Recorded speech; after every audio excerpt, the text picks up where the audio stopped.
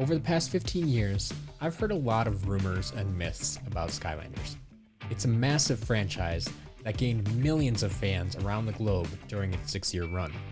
So much so that even today, more than 8 years after the final figure was released, there are still tens of thousands of fans playing the games and collecting the figures. And like you'll see with any popular franchise, the rumors and myths are still flying around. So today, I'm going to take a few minutes to address some of them. There are multiple working Heartbreaker Buckshot figures. Believe it or not, this is true. Now, I haven't seen them in person, I haven't handled the figures in person, but I've heard enough, I've talked to enough people, I've seen enough videos that I can 100% confirm that there are working Heartbreaker Buckshot figures that exist. And I'm not talking about customs or NFC chips that have been made or anything like that. These are legitimate Heartbreaker Buckshot figures that were created by Activision. So while it's very unlikely that I'll have one in my collection anytime soon, the fact that they do exist and they are out there means I'm hunting for them for my own collection. But it also means that this rumor is true.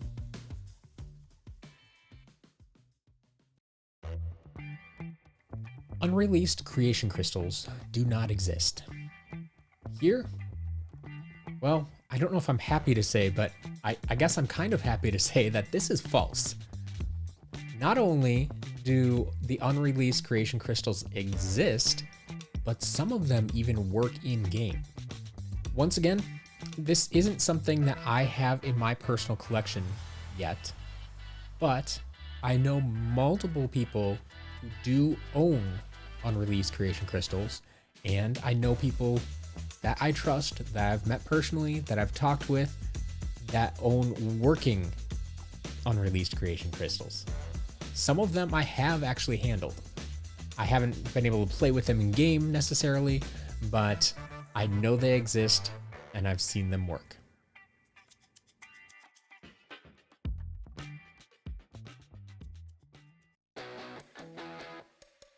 There is a Skylanders character with infinite health. This is true.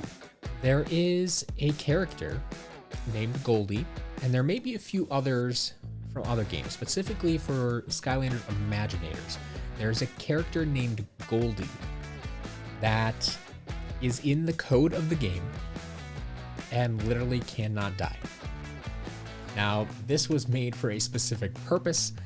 They made characters like this to help with debugging the game. They want to make a character that can just run around all the levels. They don't have to worry about fighting the bad guys and actually playing the game. They just want to be able to test the game and the levels and make sure everything functions properly. So they create characters like this in the code and oftentimes don't necessarily delete them because the average player is not going to have any way to access these characters. There were plans to include DK and Bowser in Skylanders Imaginators. Now you may know that DK and Bowser were part of Skylanders Superchargers, the 5th game that was released. But did you know that there are also plans to bring them over into Skylanders Imaginators, the 6th game, final game? Well, this is true. Now, I can't speak to how far into the development they made it exactly, or how serious they were, if this was just a experiment, if it was something some of the developers and designers wanted to play around with and see if they can make happen, or were there actually contracts being drawn up between Activision and Nintendo or something like that. I don't know the extent to which they made it. But what we do know is that DK and Bowser, Donkey Kong and Bowser, do have physical items that were created for Skylanders Imaginators. So these items I have handled as well. Pirate Dad an avid collector that I'm friends with, was able to acquire some of these figures, or in this case, some of these chests. So if you're familiar with the Imaginite mystery chests, whether they're bronze, silver, or gold, or the blue chests that came with Wildstorm and Robo, those chests were also made for DK and Bowser. So I don't know if those chests were just going to unlock special parts, maybe allow you to build DK and Bowser in a creation crystal or something like that, like give you the appropriate parts, or if they were just going to lock the characters themselves, or if they were going to be separate characters and the chest would come along with it and unlock related parts once again. But I do know that they exist. You know that they were they were at least thinking about putting some form of DK and Bowser in Skylanders Imaginators. Skylanders arcade machines are no longer available to the public. As of this recording, I am happy to announce that this is false.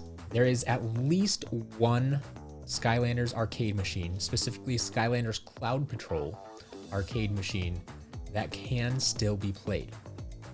This exists over at Disney's Animal Kingdom Lodge.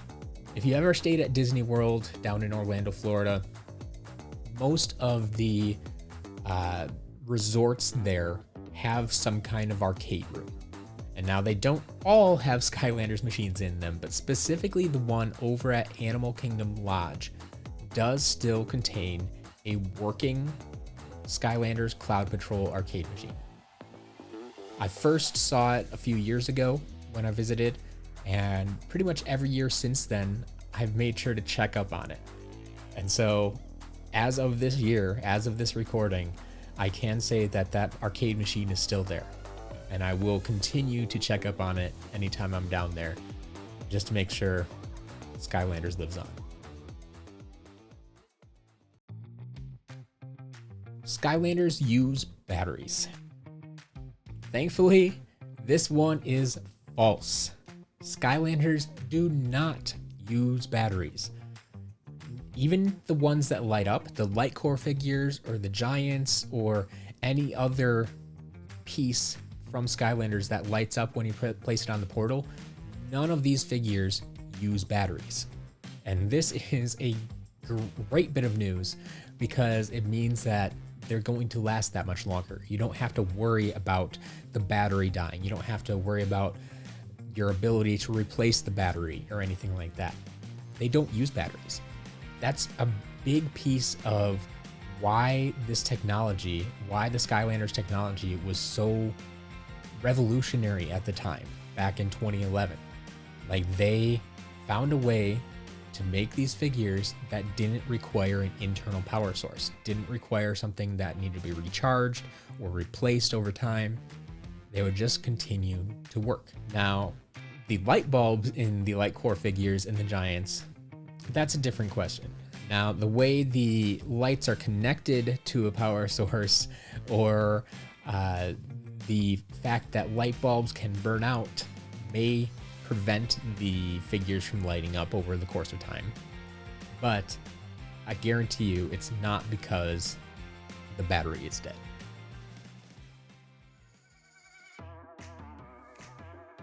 There were plans for a 7th Skylanders game.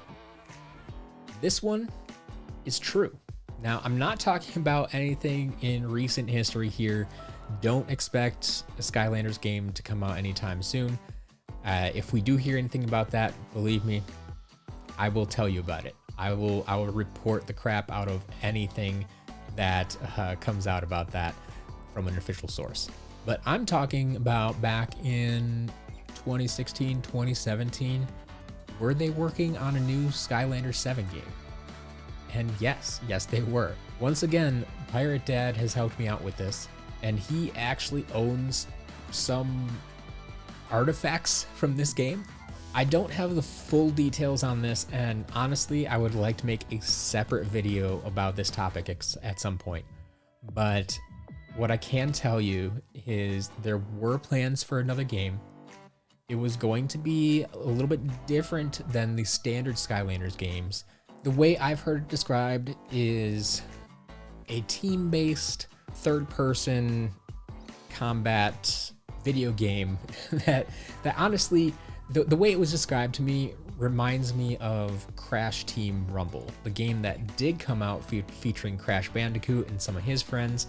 That style of game makes a lot of sense to me as well. Like, you have a whole roster of characters that you can include, and then you go up and create this, I mean, long-term game where you can, you don't have to tell a story, come up with a new story every time. It's just a competitive, like, 4v4 team-based competition. So once again, I don't know a whole lot about the game right now. I know some people who know a little bit more than I do, and hopefully at some point we can get you more of those details.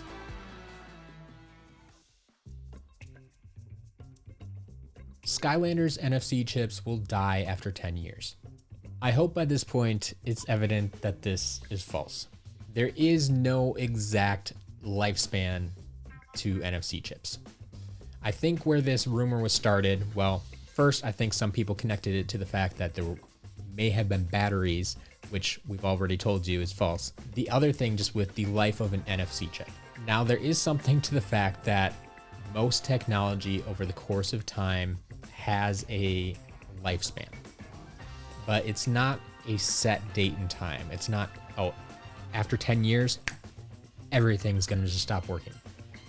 We are obviously well past that 10-year mark on the original Spyro's Adventure figures, even the Giants, and now Swap Force. We've hit the 10-year anniversary of those games, and these figures just work fine.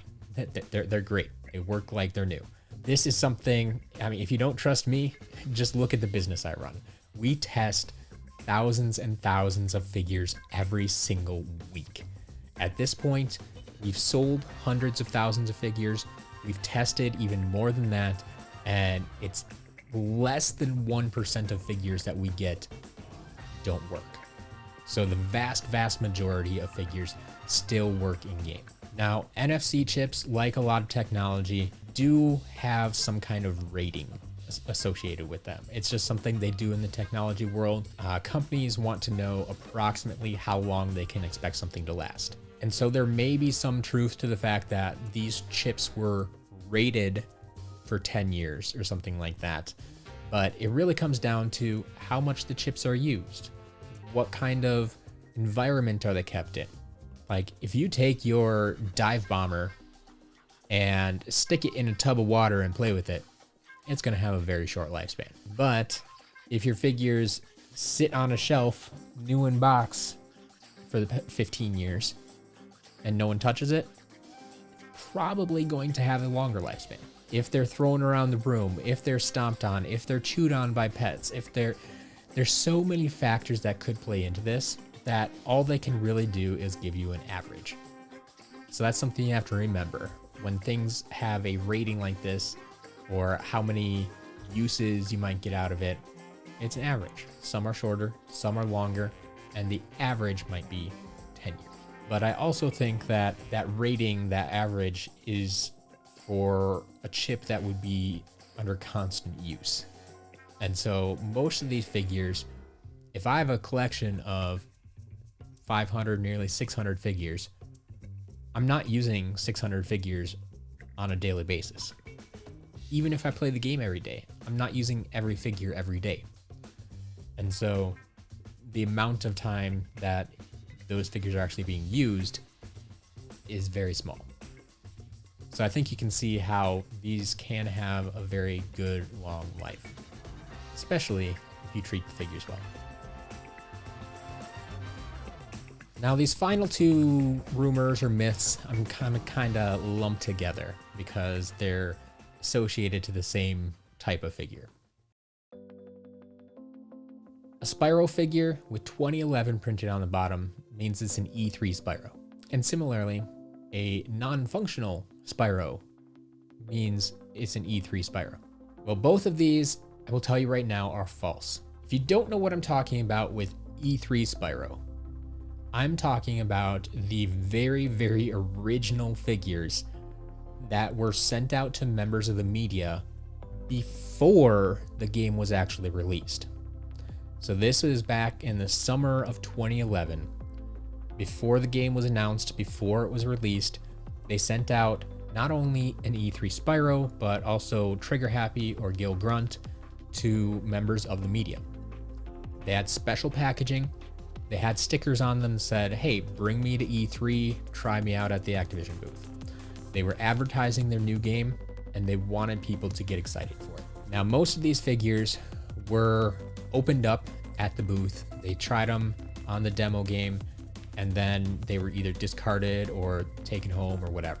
Now, the real collectible part of this is actually the packaging, because once the figure is removed from that special E3 packaging, they look identical to the other figures that are out there that came in the starter packs a few months later. So not only do the figures that were released before the game or after the game, they're both stamped 2011. So having that 2011 copyright on the figure does not mean anything. Now, the part about them being non-functional, that's because I've told people this many times before, figures that were sent out prior to E3 only worked on the demo version of the game. So people take that information and extrapolate it to mean, oh, any Spyro, Trigger Happy, or Gil Grunt figure that doesn't work in the game, that means it must be for the demo version of the game, and therefore it's a special E3 version. No. Chances are that figure, the chip just stopped working. There's no way to prove that it's an E3 figure. And as I stated earlier, collectors like me who are looking for the E3 versions of these figures don't want the loose figure. What we actually want is the packaging. We're looking for that special single pack Spyro, single pack Gil Grunt, single pack Trigger Happy, because other than those packages, they were never released in single packs. They were only ever released in the starter packs. And that's what makes those figures so special. So there you have it, folks. We have a few myths and rumors dispelled or verified, but what other myths and rumors have you heard about relating to Skylanders? Leave them down in the comments below, and maybe we can address some of them in a future video.